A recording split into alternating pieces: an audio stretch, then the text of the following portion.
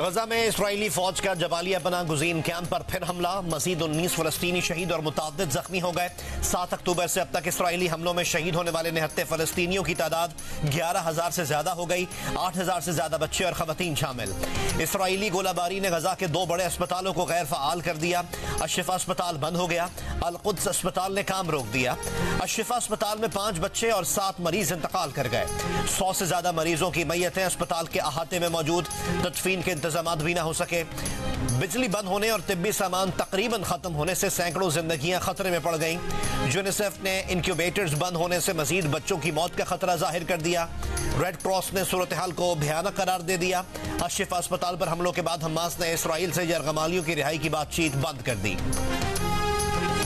अशिफा अस्पताल के डायरेक्टर का पैगाम पढ़कर लंदन में एक बरतानवी डॉक्टर का हौसला जवाब दे गया। फूट फूट कर रो पड़ी।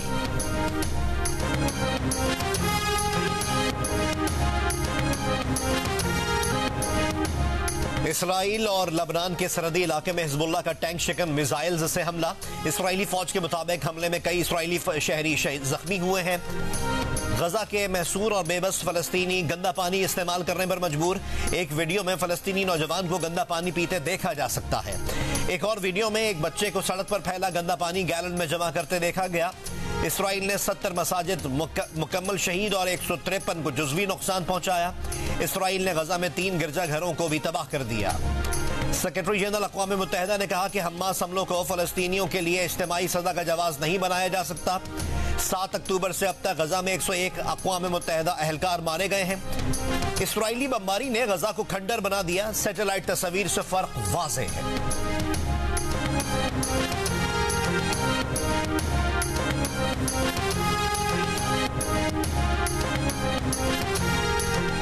फरागोगी का खुफिया पासपोर्ट मंजर आम पर आ गया। तहकीकाती इदारों के मुताबिक दिसंबर 2021 में पीटीआई हुकूमत के खिलाफ तहरीक अदम एतमाद की मुमकिन कामयाबी के पेश नजर साबिक वजीर आजम और उनकी अहलिया बुशरा बीबी ने एक मारूफ प्रॉपर्टी टाइकून के बेटे को अपनी फ्रंट पर्सन फरागोगी के लिए खुफिया इंटरनेशनल पासपोर्ट खरीदने का टास्क सौंपा था। उस प्रॉपर्टी टाइकून ने एक और मारूफ बिजनेसमैन को खुफिया पासपोर्ट बनाने के लिए $1,30,000 अमरीकी डॉलर फराहम किए।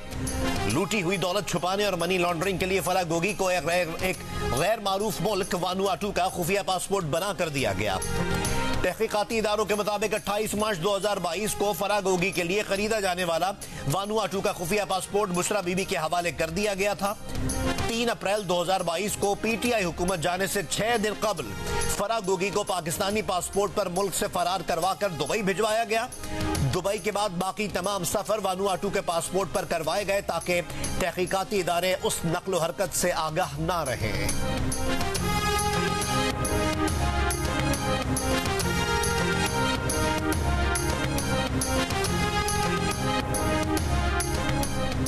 फरागोगी को कोई 10 रुपए ना दे, पासपोर्ट के लिए लाखों डॉलर कौन देता रहा। मुस्लिम लीग नून के रहनुमा तलाल चौधरी का फरागोगी के खुफिया पासपोर्ट पर रद्द अमल। कहा यह चेयरमैन पीटीआई की करप्शन की झलकियां हैं। फरागोगी के पीछे चेयरमैन पीटीआई और चेयरमैन पीटीआई के पीछे वजारत उज़्मा की ताकत थी। इन 2 ताकतों के मिलाप से तमाम करप्शन की गई।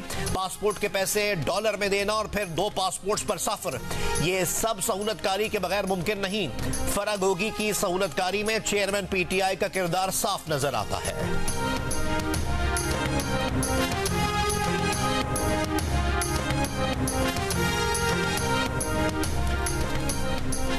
पीटीआई ने पीडीएम की 16 माह की हुकूमत के खिलाफ व्हाइट पेपर जारी कर दिया।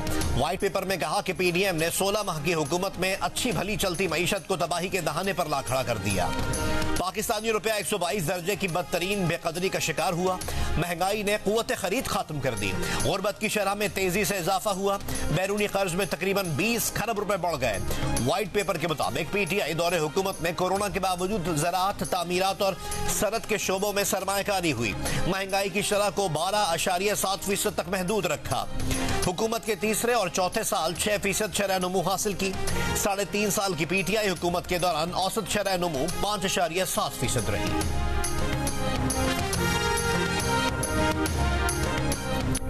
खैबर पख्तूनख्वा के नए निगरान वजीर आला जस्टिस रिटायर्ड अरशद हुसैन शाह ने ओहदे का हलफ उठा लिया।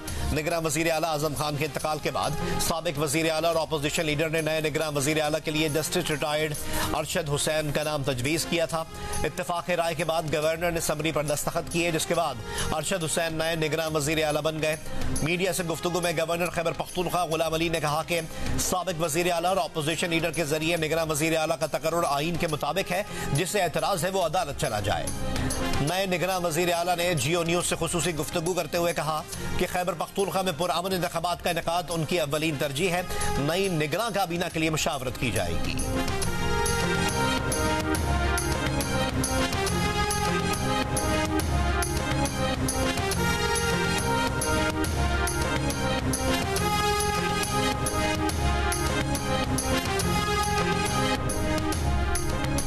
ना महमूद खान वजीर आला है और ना ही अकरम Durrani opposition leader.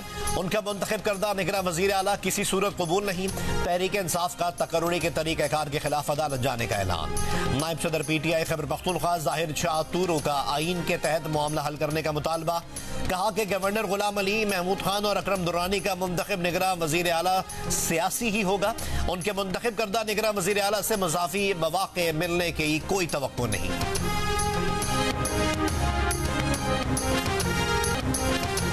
MQM Pakistan के कन्वीनर खालिद मकबूल सिद्दीकी ने कहा है कि हुक्मरान दोस्त आईन से मजीद काम नहीं चलेगा। पाकिस्तान के आईन को अवाम दोस्त बनाना होगा। आईन में बल्दियाती हुकूमत के अख्तियारात को मुतय्यन किया जाए। नून लीग के रहनुमा ख्वाजा साद रफीक ने कहा कि दोनों जमातें वसाइल की मुनसिफाना तकसीम पर मुत्तफिक हैं। वसाइल की मुनसिफाना तकसीम का ताल्लुक सिर्फ कराची से नहीं पूरे मुल्क से है। कराची प्रेस क्लब में सहाफियों से गुफ्तगू में कहा कि इन सियासी हरीफों के शुक्रगुजार हैं जिन्हें नवाज शरीफ के अगले वजीर आजम होने का यकीन है।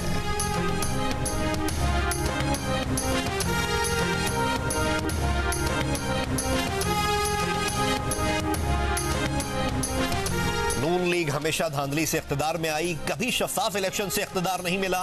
रहनुमा पीपल्स पार्टी शर्जील इनाम मेमन की प्रेस कॉन्फ्रेंस। कहा नहीं चाहते हम 2024 में कोई और शख्स मुल्क पर थोपा जाए। मुस्लिम लीग नून 1.5 साल में मईशत ठीक करने में मुकम्मल नाकाम हुई। इस जमात को सिर्फ इलेक्शन में सिंध याद आता है। नून लीग और MQM का इत्तेहाद 0-0 है।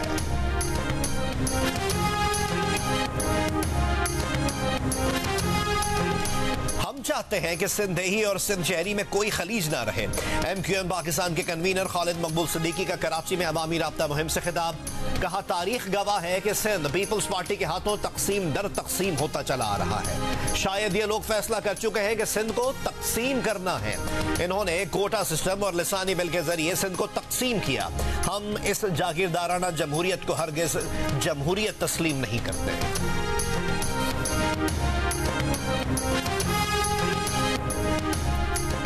निगरान वफाकी काबीना ने जेल ट्रायल के लिए वजारत कानून की समरी मंजूर करते हुए साइफर केस में चेयरमैन PTI और शाह महमूद कुरैशी के जेल ट्रायल की मंजूरी दे दी। समरी के मुताबिक सिक्योरिटी खदशात के बायस साइफर केस के जेल ट्रायल का फैसला किया गया। चेयरमैन PTI और शाह महमूद कुरैशी के खिलाफ 14 नवंबर को साइफर केस की समाअत अडियाला जेल में होगी। चेयरमैन PTI की ओपन कोर्ट समाअत के लिए इस्लामाबाद हाई कोर्ट में दरख्वास्त जेर इल्तिवा है।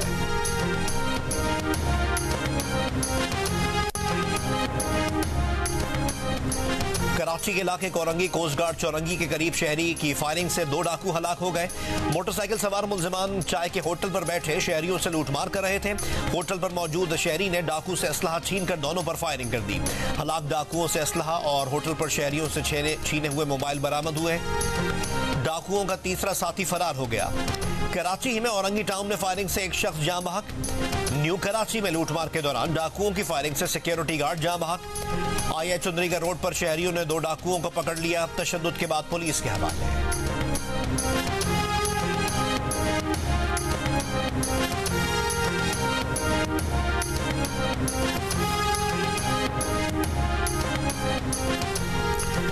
तोरखम बॉर्डर के रास्ते इतवार को मजीद 3043 गैर कानूनी मुकीम गैर मुल्की वापस चले गए। अब तक मजमूई तौर पर 2,06,018 अफराद वतन लौट चुके हैं। महकमा दाखिला ने कहा है कि तोरखम बॉर्डर पर रश में कमी के बाद गैर कानूनी मुकीम अफराद की पकड़ दकड़ भी की जाएगी। चमन बाबे दोस्ती से 90,000 से ज्यादा गैर कानूनी मुकीम अफगान बाशिंदे वतन वापस जा चुके। खैबर पख्तूनख्वा हुकूमत ने गैर कानूनी मुकीम अफगानियों का डाटा मुरतब कर लिया। सूबे के बड़े शहरों में 22,347 गैर कानूनी मुकीम अफगानों की निशानदही। लाहौर के इलाके डिफेंस में तेज रफ्तार गाड़ी की दूसरी गाड़ी को टक्कर। बेटी की शादी की खुशियां मनाने वाला घर मातम कदा बन गया। कम उम्र मुलजिम की तेज रफ्तारी और रेसिंग के जुनून ने एक ही घर की 6 जिंदगियां छीन ली। घर के सरबरा की बीवी, बेटा, बहू, पोता, नवासी और दामाद जान से गए। पुलिस ने ड्राइवर को गिरफ्तार करके मुकदमा दर्ज कर लिया। निगरान वजीर आला पंजाब ने गफलत के जिम्मेदार ड्राइवर के खिलाफ सख्त कार्रवाई करने का हुक्म दे दिया।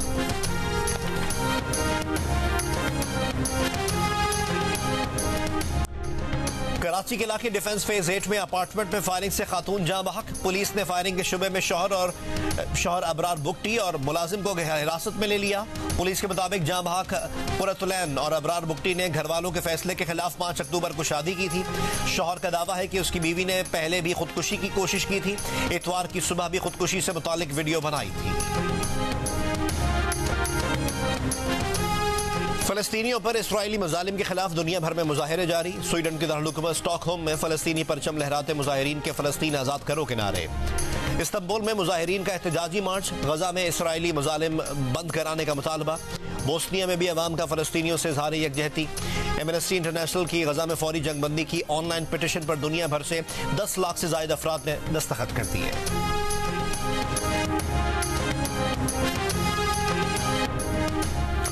गजा पर इसराइली हमलों के खिलाफ मुल्क भर में सियासी और मजहबी जमातों के मुजाहिरे।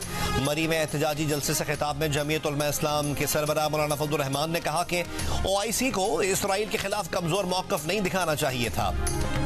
सियालकोट में जमात इस्लामी का मुजाहिरा। अमीर जमात इस्लामी सिराजुल हक ने कहा कि फलस्तीन को बचाने का वक्त यही है। जितनी बमबारी अमेरिका ने अफगानिस्तान में कई बरसों में की, इसराइल ने चंद दिनों में की। इस्लामाबाद में मजलिस वहदत मुस्लिमीन के ज़ेर एहतमाम आज़ादी फ़लस्तीन मार्च। MWM के सरबराह राजा नासिर अब्बास ने कहा कि हमास ने इसराइल का गुरूर खाक में मिला दिया।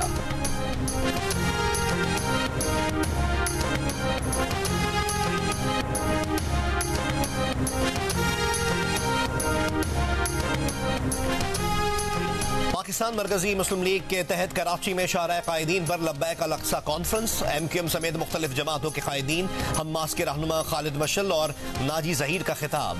MQM पाकिस्तान के मुस्तफ़ा कमाल ने कहा कि अगर आज हम बुज़दिली का मुजाहिरा करेंगे तो नाकाम हो जाएंगे।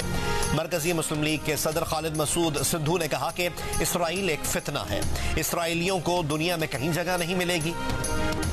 फैसलाबाद में वुमेन मुस्लिम लीग के तहत अल-कुद्स खवातीन मार्च। बड़ी तादाद में औरतों और बच्चों की शिरकत। फलस्तीनियों से इज़हार यकजहती।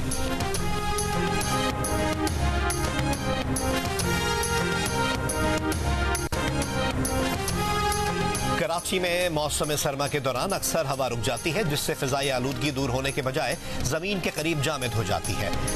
AI चैटबॉट ChatGPT ने कराची में फिजाई आलूदगी की वजूहात बताया कि साहिल के साथ कराची का जोग्राफियाई महल वकू, शहर में गाड़ियों के बढ़ते इस्तेमाल, मुज़र सेहत धुआं और सनती सरगर्मियां भी फिजाई आलूदगी की बड़ी वजूहात हैं।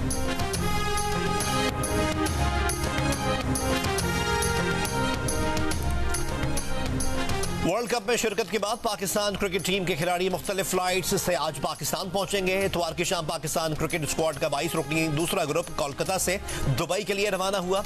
शाहीन अफरीदी, इमामुल हक, सलमान आगा और मोहम्मद नवाज और दीगर रवाना होने वाले दूसरे ग्रुप में शामिल। कप्तान बाबर आजम समेत 11 अरकान का पहला ग्रुप इतवार की सुबह कोलकाता से दुबई गया था। वर्ल्ड कप पाकिस्तानी बॉलर्स के लिए डरावना ख्वाब साबित हुआ। हारिस रऊफ ने वर्ल्ड कप की तारीख के महंगे तरीन बॉलर होने का मनफी रिकॉर्ड अपने नाम किया। 9 मैचेस में 533 रन देकर सिर्फ 16 विकेटें हासिल की। शाहीन अफरीदी ने 9 मैचेस में 481 रन देकर 18 विकेटें हासिल की। हसन अली ने 6 मैचेस में 9 खिलाड़ियों को आउट किया। उनका फी विकेट औसत 36 रन रहा। नायब कप्तान शादाब खान 118 रन की औसत से 6 मैचेस में सिर्फ 2 विकेटें हासिल कर पाए।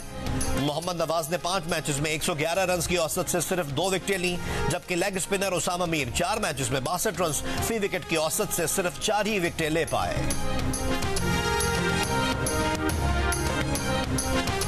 क्रिकेट वर्ल्ड कप में भारत की नीदरलैंड्स के खिलाफ 160 रन से जीत के साथ राउंड रॉबिन का इख्तिताम हो गया। मेजबान टीम तमाम 9 मैचेस जीतकर टेबल पर 18 पॉइंट्स के साथ सरफहरिस्त रही। मेगा इवेंट का पहला सेमीफाइनल 15 नवंबर को भारत और न्यूजीलैंड के दरमियान मुंबई में खेला जाएगा।